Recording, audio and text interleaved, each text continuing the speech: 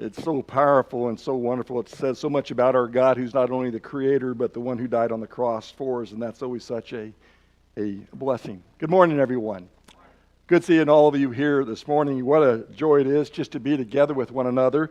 For those of you who are at home live streaming, we want you to know that we're glad that you're here with us in spirit as well.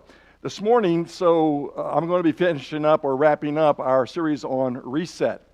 And the purpose of the lessons on the reset was to remind us, some of the things that maybe we have neglected, or maybe some of the things that we have been distracted from in our normal work as a congregation in terms of our mission and our ministries together with one another. And they have been designed in order to get us ready to reset and get ready for when things begin to open up, and things are beginning to open up. In fact, some of the things that are starting to open up would have to do with our upcoming ministry fair. That's something that is new to us as a congregation, but on May the 4th, during our Sunday morning Bible class, we're going to have opportunity to connect, to grow, to serve, to get plugged into the various ministries that are going on in our congregation. And there are a lot of ministries. As I mentioned in class, I will say to you that there are over 24 ministries that take place in our congregation, and you can see those all behind me. And so there's a lot of them. And so during that Sunday morning period, during our Bible class, we're going to have booths and tables that are going to be set up in the fellowship hall and other places. And they're going to have the objective of that ministry. There's going to be a sign-up sheet that you can sign up for to get involved in that ministry. Some of them are high maintenance, some of them are low maintenance, but regardless of that fact, there's a lot of things for our congregation to be involved in and to be doing. And so let me encourage you to be thinking about May the 4th and our ministry fair and us signing up and getting involved as we begin to open up as a congregation and start to get more involved in our mission and ministry as a congregation. If you were to have asked me, a year ago, I would have, as we were beginning to start 2020 in January, I was thinking about all the various ministries, all the various activities that we're going to be doing as a congregation. And I was thinking about ways that I would try to motivate that and the things that I wanted to say and teach throughout the year. And then all of a sudden, boom, this pandemic hit. And who would have guessed it? I mean, it certainly was not on my radar.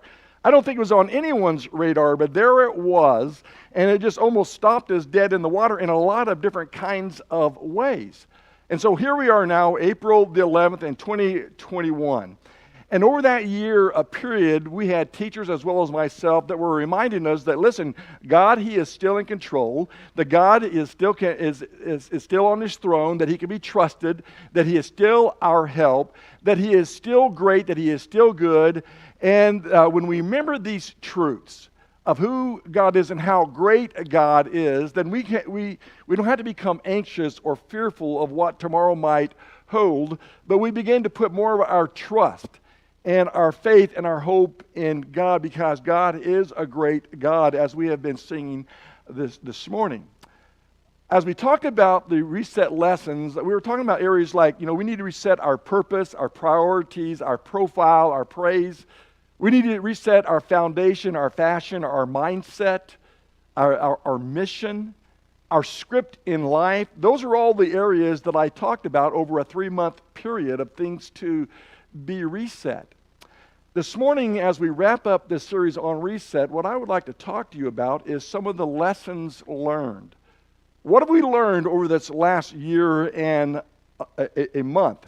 Well, there are 4 areas that I could think of that I think that might be challenging to us and maybe be good reminders for us as a congregation. And that is, lesson number 1 is, we're not as big as we tend to think we are. Sometimes we think that we have so much together that we are just, that we're all completely there. If the coronavirus has taught us anything, it will teach us that everyone, and I mean everyone, is not as big as we think we are, that we're much more smaller than we thought we were in the end. In fact, when you take some of the smartest and the most powerful, the most influential people in the world, they've been trying to get ahead of this thing, trying to get control of this virus, and they have found themselves really challenged with it. I'm talking about men and women who have lots of letters after their name. I'm talking about people who have lots of money to throw at this thing. I'm talking about influential people, powerful people who have really put themselves into it, and they've done some great things. But at the end of the day, we found out that, listen, this little virus is a lot bigger than anyone thought it was going to be, because at the beginning of it, we said this thing is going to be over in 3 weeks. No, this thing will be over in 5 weeks after a shutdown. No, this will be over in 3 months. And here we are a year and a month later, and still there are some protocols that are in place. We're still being asked to wash our hands more than any time we've ever washed them in our lives. We're doing all those things. And so there's a lot of questions that have been answered, but there's a lot of questions that have not been answered. And the result of that is it causes some angst, some disagreement, some confusion. All those things are out there. What it's taught us is that, mankind may think he's really got it together, but we're not as big as we think we are. And so now they know, and now we know, that despite the intelligence, how capable, how big humans may think they are, we're actually pretty small. I remember talking to my doctor, Dr. Weiss, and he's no longer my doctor, but he used to be, and we were talking one time, and he says, in the first year of medical school, they teach you all the different things and all the ways that you can keep people alive. And he says, and there's a lot of ways to keep people alive. He goes, and then in the second and third year, they teach you all the ways that people die and the things that will kill people. And he says, and there's a lot more things that will kill you than the ways we can keep you alive. God, we are, sometimes we think we're big, but maybe we're pretty small, a little bit like the picture of that dog. You're the little dog and you think you're the biggest dog on the block until the bigger dog shows up and you find out that you're not quite as big as you tend to think you are. So if the pandemic has taught us anything, it is that you are not as big as you thought you were. You're not as capable as you thought you were. You're not as in control as you thought you were. But that's okay. It's okay, because there is someone much bigger than you thought he was. Understand who that someone is. That someone is Jesus Christ. When you think about who he is, Colossians, the first chapter, verses 15 through 17, he, that is Jesus, is the image of the invisible God, the firstborn of all creation. For everything was created by him in heaven and on earth. Things which are visible and invisible, whether thrones or dominions or rulers or authorities, all things were created through him and for him. He is before all things, and by him all things hold together. We're talking about a big, big God. We as humans think that we're big, but there is someone so much bigger than we are and is concerned and cares about us. As Isaiah the 40th chapter opens up, that was read to you just a few moments ago, the children of Israel have been going through a really difficult period in their history. It's been generations. They have suffered through famines. They have suffered economical depression. They have been attacked by foreign armies. They have been oppressed by foreign people. And so God says to Isaiah the prophet, he says, comfort my people. Speak tenderly to Jerusalem and proclaim to her. So how is Isaiah supposed to comfort these people? And I believe that the way God would have Isaiah comfort the people, as I would try to comfort you this morning, is by reminding them how big God really is. God is huge. And when you look at Isaiah the 40th chapter, beginning in verse 12 through verse 31 that Russ read to us, there are several sections of that scripture that just popped out to me. The first one is in verse 12. Who has measured the waters in the hollow of his hand, and marked off the heavens by a span, and calculated the dust of the earth by measure, and weighed the mountains in balance and the hills in a pair of scales? Verse 26. Lift up your eyes on high and see who has created these stars, the one who leads forth their hosts by number. He calls them all by name because of the greatness of his might and the strength of his power. Not one of them is missing. I mean, think about that. Think about the song that we just sang. Who has held the oceans in his hand? Who has numbered every grain of sand? Who has named all the stars? There's this thing now where you can purchase a star. You can buy a star for your loved one and you can name it for them and all those things. God has already named all the stars. He has numbered every single one. There's billions upon billions of those things that are out there, and God knows every single one of them. Think about the beaches around the world, and God knows every grain of sand that is there. He's held the balance of the oceans. He's held the balance of the mountains. He's weighed them on scales. It's hard for us to just get our minds around how big God is.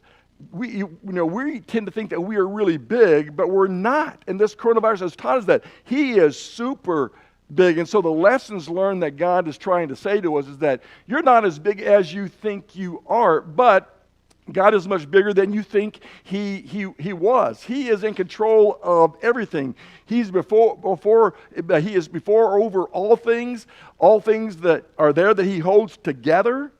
God is a huge God.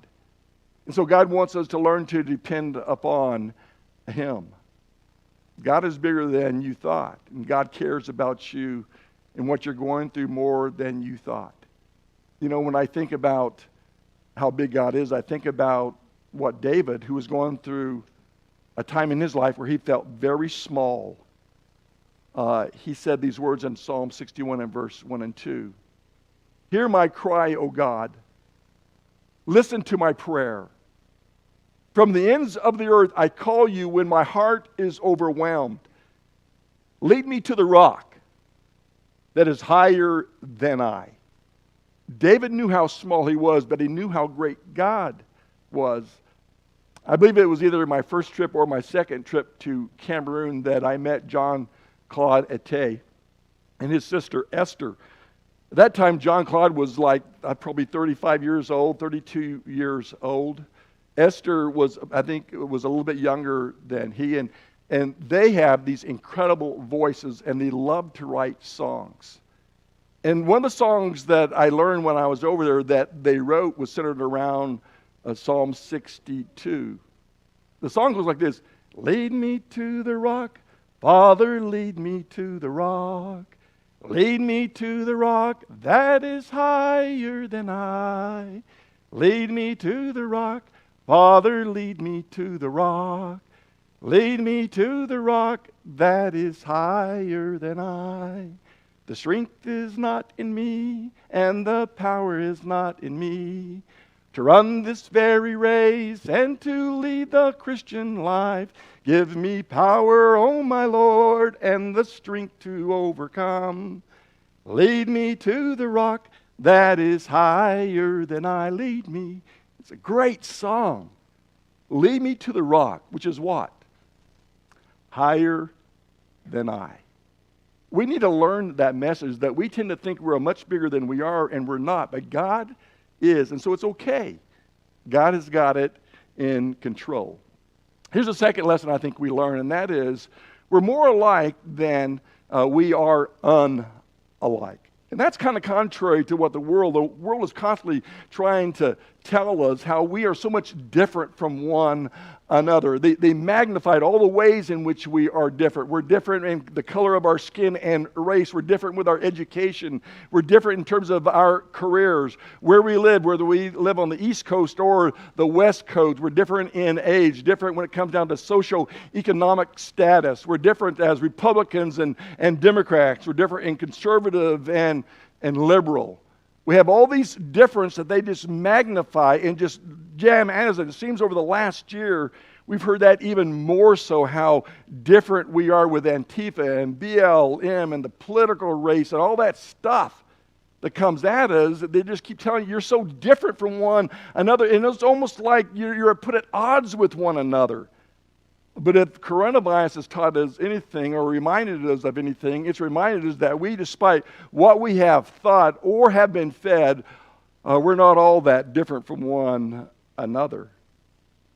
Over the last year, we have seen sports stars, movie stars, rock stars, politicians, royalty, young, old, Democrat, Republican, male, female, first responders, correctional officers, prisoners, people in big cities, people in small cities, people across the country and all across the globe. And guess what they've all tested for?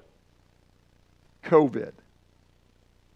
COVID is an equal opportunity virus, and it attacks just human beings. And so it's taught us that we're not all that much different or unalike. There's a lot of commonality that is there. I like what Maya Angelou said. She says, "We are more alike, my friends, than we are unalike."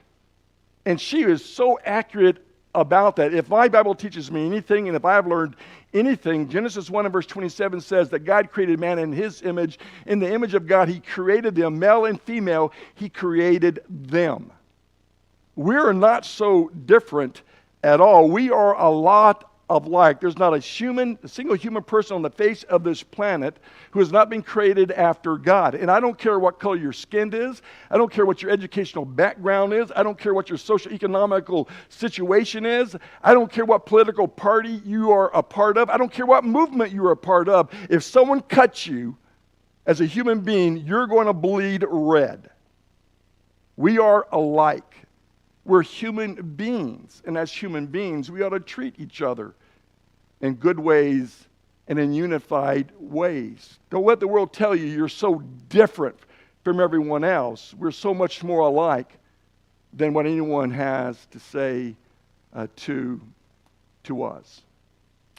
We are more alike with one exception, and that is those who are spiritually saved and those who are spiritually lost. When you look at a person, you can't tell that. But there are those who are saved and there are those who are lost. And the difference between a Christian and a non-Christian is not how much you go to church. It really is whether you're washed by the blood of Jesus or not. Which tells me that now is the time that we reset the mission. That we start thinking about what our mission in our ministry is. And that's why this ministry fair is going to be so important to the life of our congregation. Here's a third thing that I think we've learned, and that is that we need to learn that to stop attaching our things to things that don't last. So how many of you have played Monopoly? Most of us have played Monopoly. Well, what's the object of the game of Monopoly? Well, the object of the game of Monopoly is to win. It's to win. I mean, it's to buy as much property and to accumulate as much cash or money as you can so that you blow everyone off the board. And so the idea is that you want to buy Boardwalk up, and you want to get Park Place, you need to get Pennsylvania Avenue, you need to get one or two or three of those railroads that are there. You need to build houses on that property. You need to set up hotels on that property. You need to start charging people tax. You need to start charging people rent to stay on your property. You need to dodge around the luxury tax, but you need to accumulate everything that you possibly can in order that you can win the game. Right? But let me ask you this question here. What happens when the game is over? Well, I'll tell you what happens when the game is over. Every hotel, every house, every piece of property, every dollar, everything goes back into the box. And there's a lesson there. And the lesson is that's the same with earthly life. Never forget that one day this game will end. Now, it's all right to play the game well. It's all right to own property. It's all right to build houses. It's all right to own a hotel if you can hack it. It's all right to have cars. It's all right to have jewelry. It's all right to have all those things, but never forget that one day the game will end, and guess what? Yep, it all goes back in the box. Houses, cars, jewelry, titles, clothes, bank accounts, stocks, bonds, even your body goes back in a box. I'm planning on being cremated. You'll end up in a box. And then maybe scattered, but that's where we all end. And so if we have learned anything from the pandemic, we need to stop attaching our things to things that won't last. And that's what John was trying to say over in 1 John, the 2nd chapter. Listen to what he says. Do not love this world nor the things it offers you, for when you love the world, you do not have the love of the Father in you. For the world offers only a craving for physical pleasure, a craving for everything we see, a pride in our achievement and possessions. These are not from the Father, but from the world. And this world is fading away along with everything that people crave. But anyone who does what pleases God will live forever. What is he saying? He's saying that, listen, this world is not going to last. And not only is this world not going to last, you're not going to last. And James 4 and verse 14 says, your life is but a vapor that's here today, or a mist that is here today and soon vanishes away. And so the question I would have to you is, are there any attachments in your life right now that are passing away? And I'm going to say to you that every single one of them are, except that which is the most important to you, and that is your very soul and where you're going to spend eternity. Think about this date here, April the 10th, 1912. If you could get in the time machine and go back to that date, to Southampton in England, where the Titanic is getting ready to sail, and you knowing what you know, would you buy a ticket on the Titanic that you know 5 days later, on April the 15th, early in the morning, it's going to hit an iceberg, and within 2 hours, it's going to sink? Would you buy a ticket to that boat? Well, that person's got it, because that's true. No one would do that. So why would you buy a ticket on a sinking world?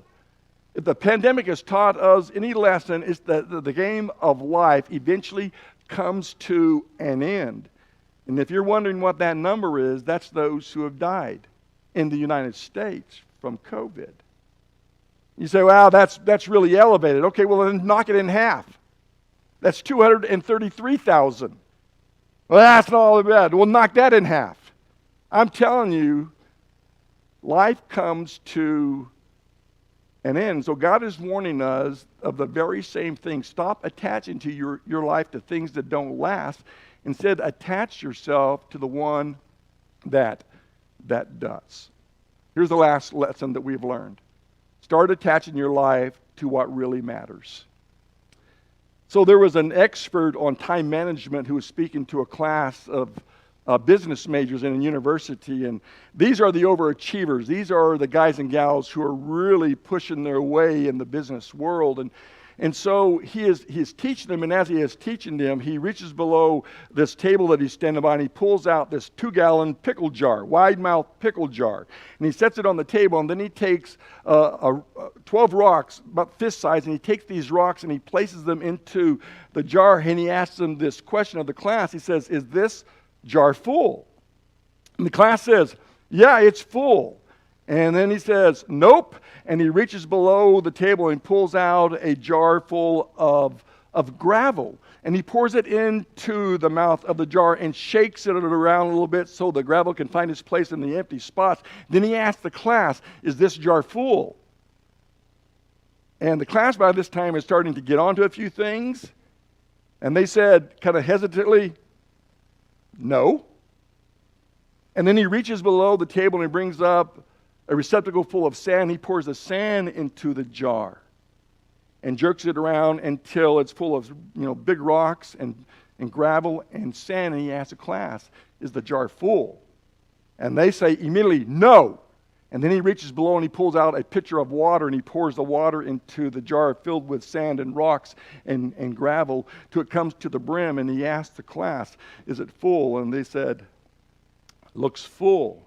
And he asked them, what's the lesson that we learned from this? And one of the young people almost quickly says, what you learn from the lesson is that when it comes down to your schedule, if you work hard and if you try hard, there's always more things that you can place into your schedule. And he says, no. The illustration teaches that if you don't put the big rocks in first, you'll never get them in at all. So what is he saying? He's saying that you better be looking for the big things that are important to life that you get into your jar. Life for us in the United States can get crazy at times, and if we're not careful, we can get so busy with the water and the sand and the gravel that we have no time left for the big rocks. And you know what the big rocks are, don't you? You know what they are.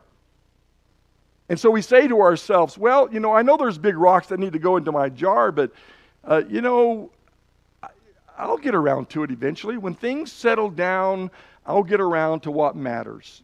When things settle down, when I get out of high school and graduate, then I'll get serious about what really matters. And then when I get out of high school and get into college and get my degree, then I'll settle down and get serious about what really matters. And then when I get out of college and find that girl or that guy, and I'll marry them, then I'll settle down. Or when I have children, I'll settle down.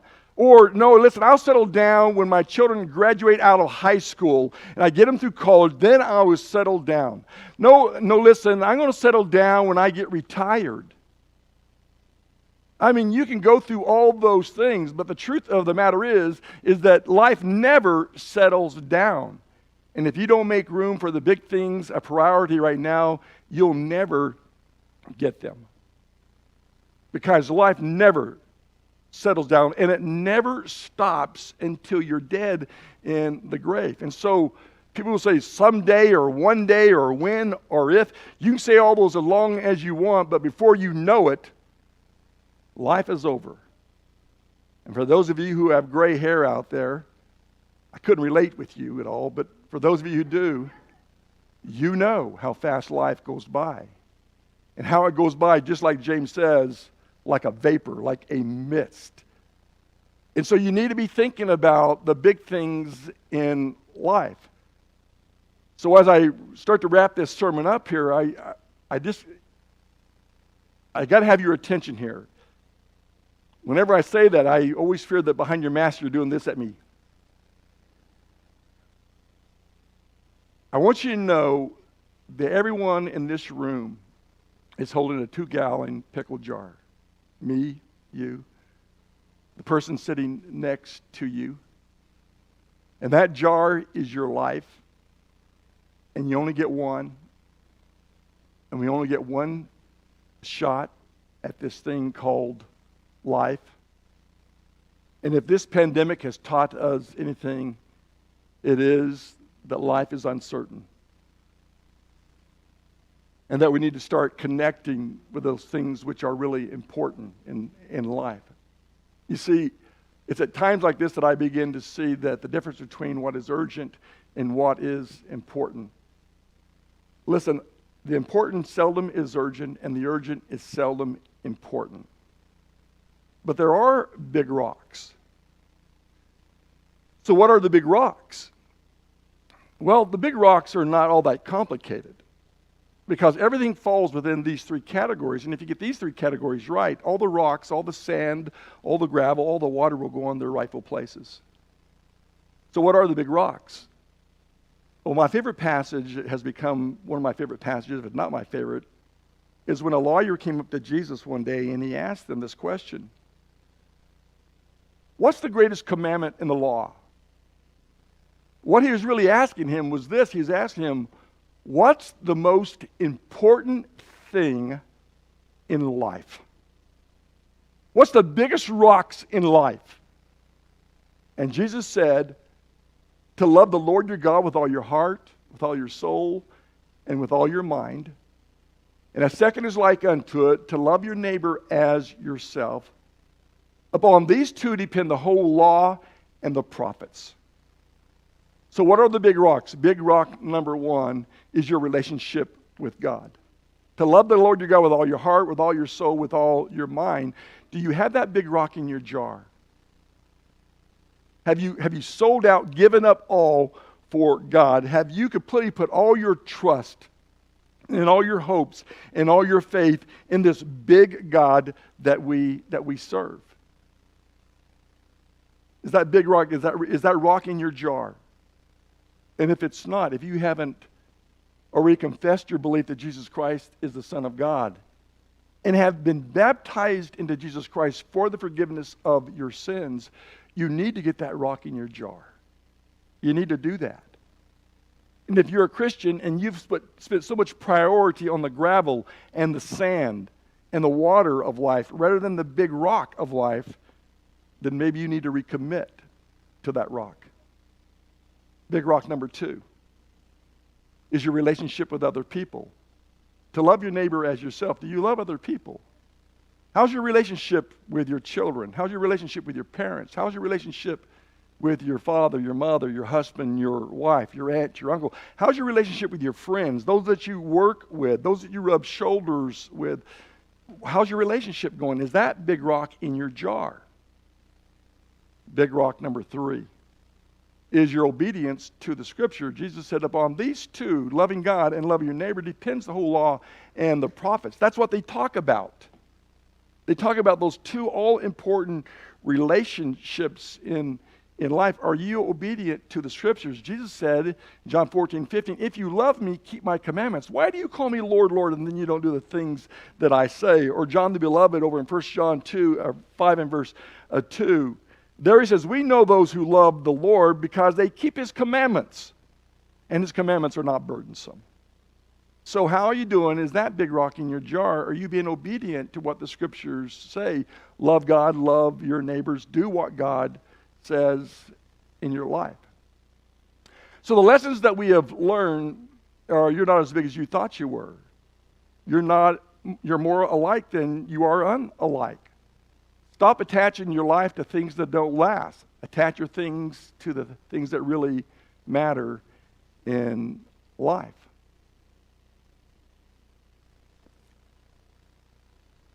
Hear my cry, O God.